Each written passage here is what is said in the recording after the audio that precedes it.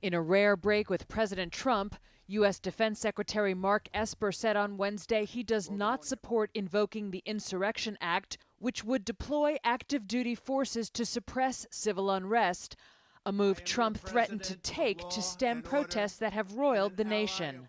The option to use active duty forces in a law enforcement role should only be used as a matter of last resort and only in the most urgent and dire of situations. We are not in one of those situations now. I do not support invoking the Insurrection Act. Then I will deploy the United States military. Trump's threats to deploy active duty troops, even in states that oppose its use, has stirred alarm within the U.S. military and in Congress, where a top Republican warned it could easily make troops political pawns. Speaking to reporters from the Pentagon, Esper also said he regretted using the term battle space this week to describe areas gripped by protests.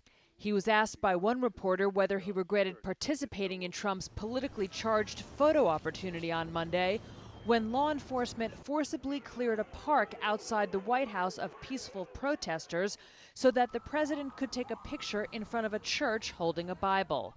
Well, I did know that we were going to the church. I was not aware of a photo op was happening. Of course, the president drags a large press pool along with him. And look, I do everything I can to try to stay apolitical and to try and stay out of situations that may appear political. And sometimes I'm successful at doing that, and sometimes I'm not as successful. But my aim is to keep the department out of politics, to stay apolitical. Esper's comments immediately fueled speculation he could be the latest Trump administration official to be removed from his post, something White House Press Secretary Kayleigh McEnany was asked about on Wednesday. As of right now, Secretary Esper is still Secretary Esper, and should the president lose faith, we will all learn about that in the future. McEnany then made it clear whose call it was to deploy U.S. troops.